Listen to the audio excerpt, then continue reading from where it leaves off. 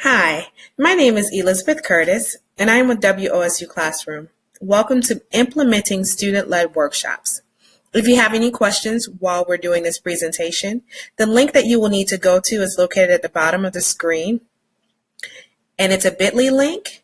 It will lead you to a Google Doc, and you can type your questions into the table, and I will do my best to answer those questions right away. So let's hop right on in. As I just stated, my name is Elizabeth Curtis.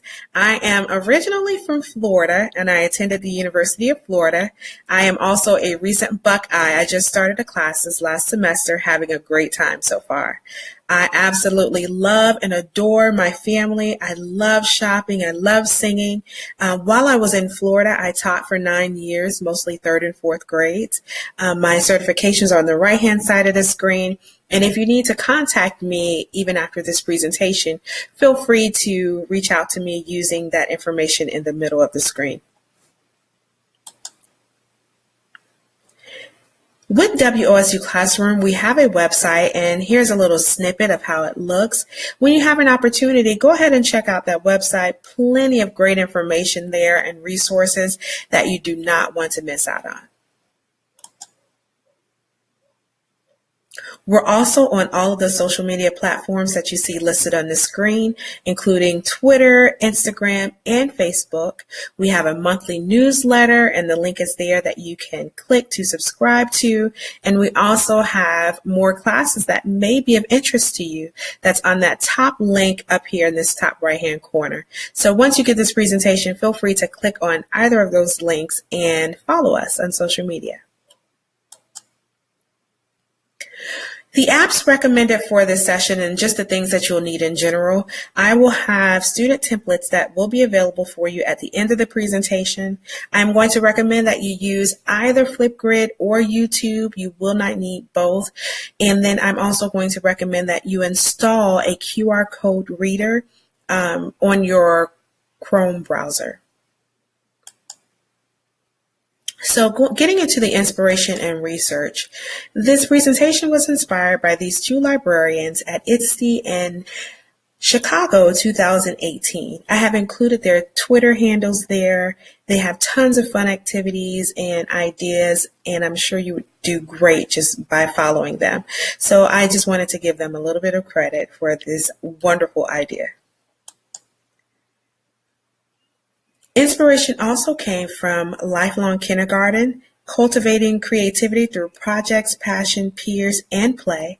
And the main concept is that we want students to start with imagine, create, play, share, reflect, and imagine, and just continue that continuous cycle of those things. And you will see that reflected in these student-led workshops. Inspiration also came from the innovator's mindset. Another great quote here. If students leave school less curious than when they started, we have failed them. This is so true. If you start to implement these student-led workshops, I am sure you will not be on the list of students who were failed. And so the goal of this whole presentation is that students will move from engagement to empowerment. We want our students to be truly empowered learners and teachers. And another great quote, the role of the teacher is to create the conditions for invention rather than provide ready-made knowledge. Our kids nowadays, our students nowadays are so used to us kind of spoon-feeding them everything it is for them to learn. I am truly inspired to want to help students start to invent their own things and also show the things that they have learned while they're in class. We want to get kids from just engaged to also empowered. And so what are student-led workshops? Well, the easiest way to describe it is to think about Genius Hour. But really what it is peer-to-peer learning through tutorials. Now these tutorials, they don't have to be digital at all, but I will show you how they can become digital. We want to give students an opportunity to share things that they are good at and things that they have learned previously, or even things that just interest them. We want to put the child in front of the class. So before you get started, you want to set the stage for your students. You want them to be excited about these student-led workshops. So I have here, before getting started, try collaborating with other grade levels and or teachers. The more student peers, the better. Students love listening to students. Kids love listening to kids. They learn from other kids. And so this picture on this bottom left-hand corner, these are my students, and I love that they are 100% engaged in this activity. But imagine how much more powerful it would have been for them to be teaching each other and actually being there for each other. And so set the stage for your students, get them excited about learning, and then get them excited about the possibility of teaching. I have a form here that you can use when you start to get your students excited about student-led workshops, and I have it here called the topic finder. You will have access to this. You'll be able to just click that image and it will take you straight to that document. You can print it out, and you want to walk students through how to actually generate ideas. Yes, you're going to start with something they already know, but once they get past that, you don't want to get stuck with kids who are like, well, I don't know what I want to research. I don't know what I want to do a tutorial on. This sheet will step in right on time to help students narrow down the things that they are most interested in. Generating ideas.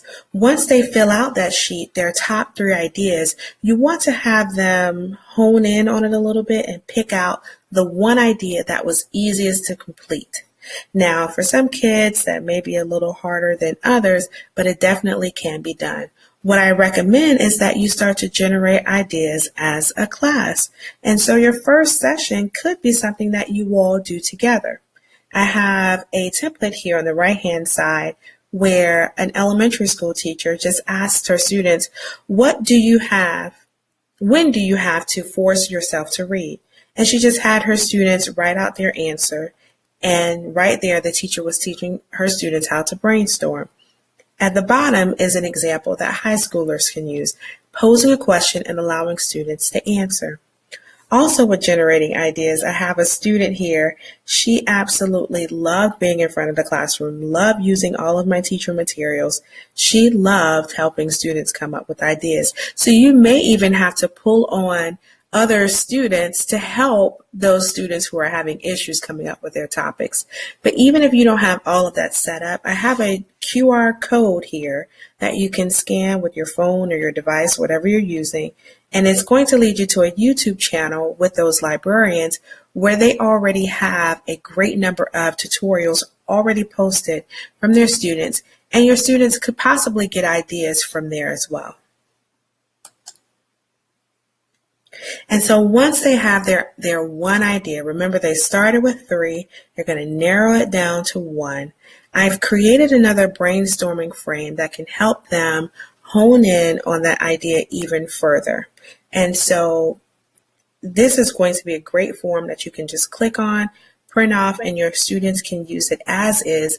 But on this form, we want them to start thinking more about those materials, more about how they're going to get all of their materials, who's going to be in their group, or will they be able to do it alone? We want them to start thinking about the actual mechanics of creating their tutorial. And this frame will help you get there. And so step 1. Now, it may have seemed like there were several steps before this, but there will come a time where you won't even need those forms that I showed you earlier. Your students will get so used to creating these tutorials that you will be able to eventually start right here. You're going to have your tutorial planning sheets right in front of them. They're going to put their titles, materials, audience, introduction, write out all of their steps, as well as their conclusion at the end, and they're going to be good to go. They're going to be able to record their videos, and they will become pros sooner than you think. And so my suggestion is to start small. You don't have to have students start to do this individually. If you're working with a group of 4th grade students, why don't you have them show 1st graders how to tie their shoe, or 2nd graders how to walk in line properly? Start small and even do it as a class if you would like. For me, we were studying Johnny Appleseed, so I wanted to do a little cross-curriculum learning, and so I taught them how to make applesauce. We did it as a class. What would have been even better is if I would have recorded that and showed how the students chopped their apples and put it in the slow cooker and the little ingredients that they put in. I mean, truly start with wherever you are. The librarians that I mentioned earlier, they also presented an example. This student, Shelby, wanted to show her classmates how to create a unicorn emoji. She walked through all of her steps, drew it all out, and then you can see on the right-hand side, she made this beautiful unicorn. And so it really does not have to be anything that's 100% all the time, just educational. But I mean, really, she's learning how to sequence, how to write out her steps. This really is something that's educational, even though drawing a unicorn emoji probably won't show up on any standardized test. It's still a skill that this child has learned. The certificate code for this class is SLW1. And so step 2, once your kids are accustomed to and they filled out their tutorial forms, you want to either have a YouTube channel set up for them to upload their videos, or you can just record it with your camera, whatever iPad or Chromebook that you have, laptop, whatever you have, you can just record it there, keep it on your computers. But what would be really impactful is if you use a program such as FlipGrid. FlipGrid allows you to connect with other classrooms, even across the United States. And you have the ability to share those things with just parents, or you can share it with other classrooms. The sharing permissions will be up to you. And so on this slide here, I actually have a link to an educator's guide to FlipGrid. It will take you from step 1 to the end, how to sign up for your free account, how to get your students' videos uploaded. Every single thing you need will be in that guide. You'll just click that link, and I even have a little picture here of links that I've done for teachers, little tutorials that I've created. If you're interested in seeing those, just reach out to me and I'll get that to you. Once your students have started making their own videos, the last thing you want to do is have their peers evaluate them. And one thing that I want to point out is that I have constructive critiques. Not that I don't want students to ever feel bad about anything that they've ever produced, but I want them to be in the mindset of, I can always do this better. And not that we want them recreating videos, but we want them to, if they see a tip, hey, be sure to do a better introduction or do a more clear introduction or have more precise materials, then they can apply that to the next tutorial that they do. And so here's another form that I made that you will have access to. It's on a regular 11 by 8.5. You'll be able to print that out, and then students will be able to watch other students' tutorials, and everyone will be learning. Students will be engaged and empowered. One more quote here for you. I am convinced the best learning takes place when the learner takes charge. I truly believe that. And I chose this image here on the left-hand side because many people would imagine that whoever's in front of that class is most likely a teacher, an adult that's talking to the students. But I actually like to imagine that that is another kid, another student right there that's teaching their peers, and the peers are 100% engaged. And so let's go towards student-led workshops. So getting started, here's a little recap for you. Go ahead and choose between FlipGrid and YouTube. Pull out sample tutorials. I've given you a link for that already. Print out all of the planning documents that I have for you. Remember, in the beginning, there are a few things that you're going to have to teach the students as far as brainstorming and coming up with their own ideas. But essentially, to do these workshops, you really only need that tutorial planning sheet and those evaluations. And then you want to teach students how to brainstorm so they can come up with their own ideas. This QR code here on the right-hand side will give you access to this presentation where all of the templates are, so be sure to scan that.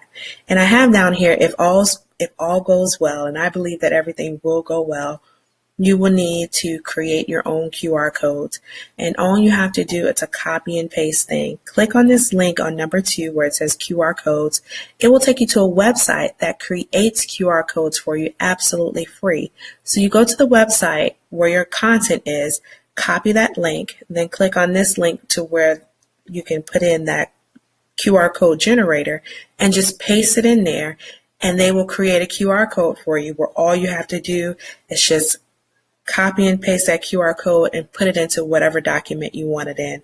And that's going to be an easy way to share videos with your other students.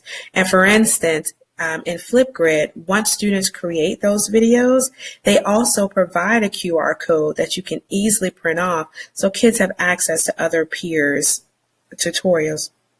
And lastly, you're going to want to install a QR code reader for your Chrome browser. And to make that easy, if you click that link on number 3, it'll take you straight to that page, and all you have to hit is install. And there you have everything you need to get started. So again, this was implementing student-led workshops.